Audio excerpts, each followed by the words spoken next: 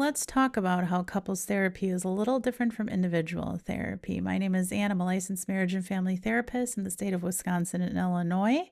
I am also an LMFT approved supervisor.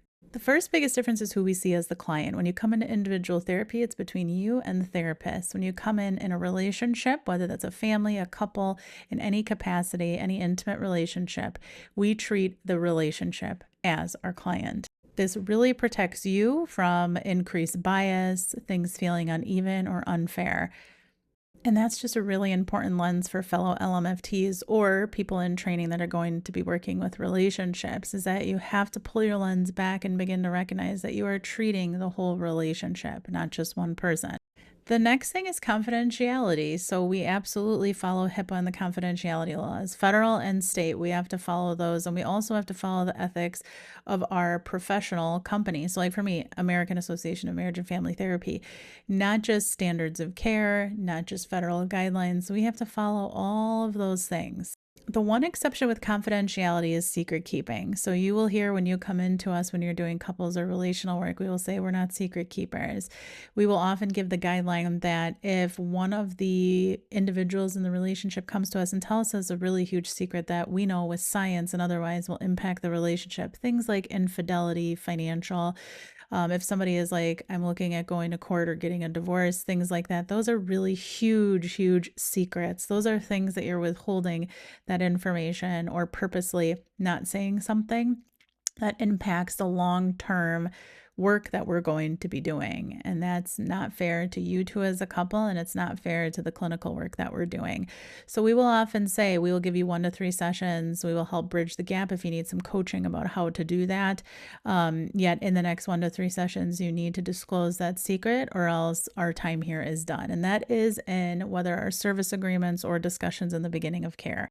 Now, each licensed marriage and family therapist does absolutely have their own style if they meet with people separately. There are those of us that will never meet with people separately.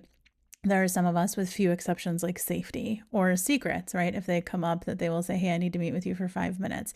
Yet I notice that immediately when you meet with somebody one-on-one, you have to meet with the other person for the same amount of time with the same expectation. Normally, for me, especially when I'm training individuals, I say, arrive with caution, that as soon as you do that, you're creating an imbalance and people notice it, they see it, they talk to each other and they say, wait, you met with our therapist? Wait, you talked to our therapist? You got more time with them? Or sometimes, what did you say that I don't know? This is why I am a little more rigid when I do this. Anybody that identifies within that relationship, that intimate relationship, I will be meeting with you with very few exception when I separate people. Sometimes we have to do it for safety or safety check-ins like intimate partner violence or safety check-ins like suicide or homicide ideation. If I have any sort of, I do ask those questions, yet if I have any immediate concerns about safety, I will just meet with people for 5 minutes to 10 minutes. That is very rare and there is an exception to that. The second one is if there's any sort of immediate or verbal safety issues in the session. So if somebody, whether towards me or towards their partner or whatever it is, if someone is having an escalation, I will separate people for safety purposes or potentially end the session and coordinate that they need to drive separately, etc. Or that's why we have emergency contacts that are not the relationship. So those of you that are watching that are licensed marriage and family therapists or you're getting your hours, this is where having an emergency contact is very important and making sure that the best of our ability, it can't always happen, but if it's possible, and most of the time it is, not the partner being the emergency contact, because you don't know who's walking in the door. Because if I don't feel 2 people are safe, then I have to get the police involved when it comes to intimate partner violence or concern. So you have to make sure that is navigated, figured out, and considered. The other thing is we recognize that there are 2 stories to every situation. And trust me, the science of individuals, of people, whether it comes to human error, social psychology, or otherwise, if you have one situation that there is even a video of, you will get 2 totally different stories. We know that. I promise you, we're trained in that. We meet with a lot of couples, especially me. It's been almost 2 decades I've been working with couples and relationships. I do just want you to know, yes, we totally understand that happens.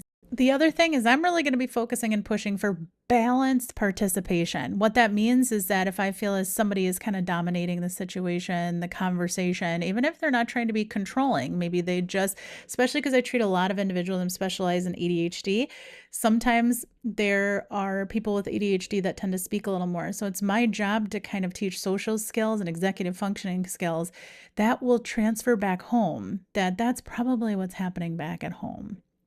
And in my office, I don't want the same patterns repeating. So it's my job to coach, to work through that, to use evidence based practices and measurement based care to kind of refer you back to that and say, this is what we see with science, and these are the things that we're going to see works.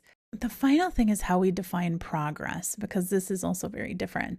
People will come in and have the idea that I want zero conflict forever. I will disappoint you now.